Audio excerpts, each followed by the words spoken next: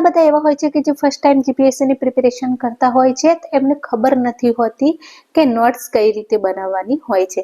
મેં પણ ઘણી બધી એવી ભૂલો કરી હતી નોટ્સ બનાવવામાં. એટલા માટે હું તમને આજે સજેસ્ટ કરીશ કે તમારે કઈ કઈ ભૂલો કરવાની નથી નોટ્સ બનાવવામાં.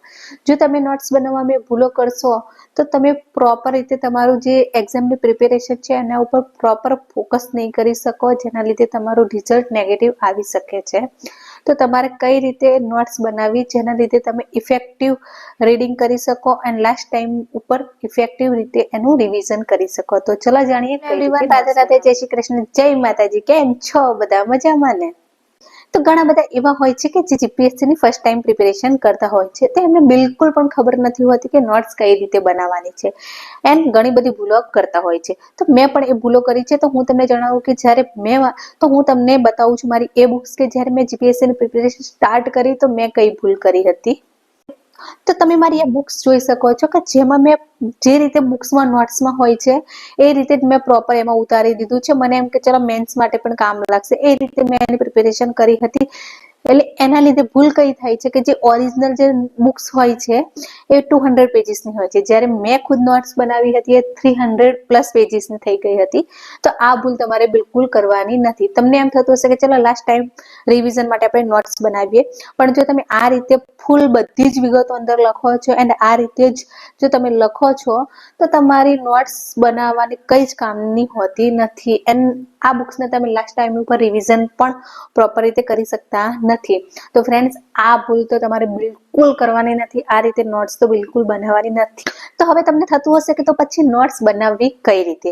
તો હું તમને બતાવું છું. મારી નોટ્સ જોઈ શકો છો.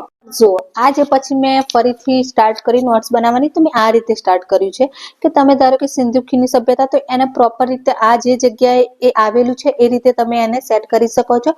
તો આ રીતે જો તમે કરશો તો યાદ રાખવામાં પછી છે જો તમે આ રીતે એનો ડાયાગ્રામ ડ્રો કરીને આ રીતે પ્રોપર રીતે તમારે પોઈન્ટ વાઇઝ લખવાનું છે, જેનાથી તમે ઇઝીલી યાદ રાખી શકો છો. પછી ધારો કે જો સિંધુ ખીણની સભ્યતા છે તો તમે આ રીતે ડાયાગ્રામ દોરીને પણ લખી શકો છો. તો તમારે આ રીતે બુક્સ બનાવવાની છે. પૂરેપૂરું બેઠું લખવાનું નથી. તો આ રીતે જો તમે નોટ્સ બનાવશો તો તમારું યાદ રાખવા માટે પણ તમારું ઈઝી રહેશે. તો તમારે આ રીતે પ્રિપેરેશન કરવાની છે. પછી આ છે જીઓગ્રાફીની બુક. તો તમે આ રીતે ડ્રો કરીને પણ જીઓગ્રાફીમાં તો તમારે આ રીતે મેપ ડ્રો કરીને જ તમારે પ્રિપેરેશન કરવાની છે. ધારો કે આ નદી છે તો નદીનું જે તંત્ર છે નદી તંત્ર, તો તમે આ રીતે નદીને ડ્રો કરીને જ તમે પ્રિપેરેશન કરશો તો તમને સારી રીતે યાદ રહી શકે છે. જો આ રીતે તમારે કરવાનું છે પ્રિપેરેશન.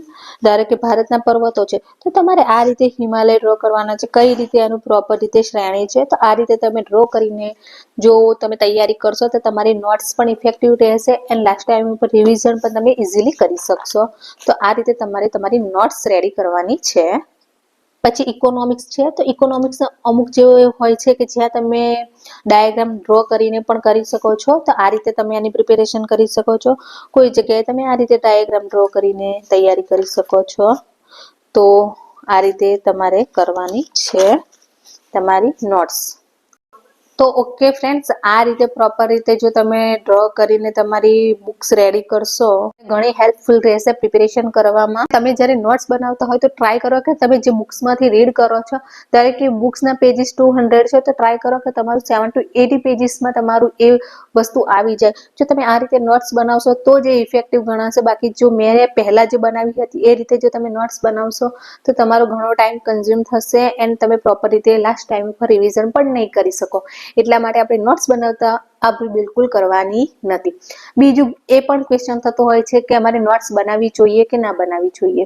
તો ફ્રેન્ડ, જો તમને લાગે કે તમારી એક્ઝામ ખૂબ જ નજીક છે, ધારો કે 2-3 મહિનામાં તમારી એક્ઝામ છે, તો ટ્રાય કરો કે તમે નોટ્સ ના બનાવો પણ તમે જે બુક્સમાંથી વાંચો છો ત્યાં તમને કોઈ વધારે એક્સ્ટ્રા પોઈન્ટ મળે છે કોઈ બીજી જગ્યાએથી વાંચતા, ધારો કે PYQ વાંચતા કે કોઈ પણ રીતે યુટ્યુબમાંથી જોતા જો તમને કોઈ એક્સ્ટ્રા પોઈન્ટ મળે છે તો તમારી બુક્સ છે તો એ બુક્સમાં એ પોઈન્ટ એડ કરતા જાઓ. તો આ રીતે પણ તમે તમારી નોટ્સ રેડી કરી શકો છો. તો તમારી પાસે વધારે ટાઈમ નથી તો તમે એક્સ્ટ્રા નોટ્સ તમારી બનાવશો નહીં. બસ આ રીતે તમે પોઈન્ટ્સ અંદર એડ કરી શકો છો. એન્ડ જો તમારી પાસે તમને છે કે હજુ તમે ગ્રેજ્યુએશન કરો છો એન્ડ તમારી પાસે ખૂબ સારો એવો ટાઈમ છે તો તમે આ રીતે પ્રોપર રીતે તમે નોટ્સ બનાવી શકો છો, જેથી તમારી આવનારી જે પણ એક્ઝામો હશે એ બધી જ એક્ઝામો માટે તમારે પ્રિપેરેશન કરવી ખૂબ જ ઇઝી થઈ જશે. તો એટલા માટે આ રીતે નોટ્સ બનાવી શકો છો. એન્ડ ફ્રેન્ડ્સ, જો તમે ચેનલ ઉપર નવા હો તો ચેનલ લાઈક, શેર, સબસ્ક્રાઇબ કરવાનું ના ભૂલતા, કારણ કે ચેનલ ઉપર હવે ખૂબ જ હેલ્પફુલ એન્ડ ઇન્ટરેસ્ટિંગ વિડીયો આવશે જે તમારી એક્ઝામ માટે ખૂબ જ હેલ્પફુલ રહેશે.